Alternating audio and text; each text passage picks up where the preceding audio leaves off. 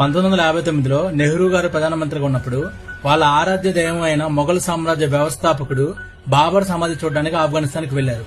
ఆ తర్వాత ఇందిరాగాంధీ కూడా 1969లో బాబర్ సమాధి చూడడానికి వెళ్లింది. ఆ తర్వాత ఇందిరాగాంధీ కొడుకు రాజీవ్ గాంధీ కూడా 1986లో బాబర్ సమాధి చూడడానికి వెళ్లారు. రాహుల్ గాంధీ కూడా బాబర్ సమాధి చూడడానికి ఆఫ్ఘనిస్తాన్కి వెళ్లారు. భారతదేశాన్ని నాశనం చేసి దేశంలో ఉన్న కోట్ల మంది హిందువులను చంపి కొన్ని లక్షల దేవాలయాలను ధ్వంసం చేసిన మొఘల్ సుల్తాన్ బాబర్ గారి సమాధి చూడడానికి కుటుంబం ఆఫ్ఘనిస్తాన్కి వెళ్లింది. కానీ ఈ భారతదేశంలో ఉన్న శ్రీరాముని చూడడానికి మాత్రం ఏ రోజు వీళ్ళు రాలేదు. ఎక్కడో ఆఫ్ఘనిస్తాన్ లో ఉన్న ముస్లిం సుల్తాన్ బాబర్ సమాధి మీద ప్రేమ ఉంది గాని ఈ భారతదేశంలో పుట్టి ఇక్కడ పెరిగిన శ్రీరాముడు అంటే గౌరవం లేదు. నెహ్రూ నుండి రాహుల్ గాంధీ వరకు ఒక్కరు కూడా శ్రీరాముని చూడడానికి రాలేదంటే ఈ కాంగ్రెస్ పార్టీకి హిందుత్వంపై, సనాతన ధర్మంపై, శ్రీరాముడిపై ఎంత విద్వేషం ఉందో అర్థం చేసుకోండి. ఇందుకే కదా కాంగ్రెస్ పార్టీని కాంగ్రెస్ పార్టీ అనేది. ఎప్పటికైనా హిందువులు మేలుకోండి.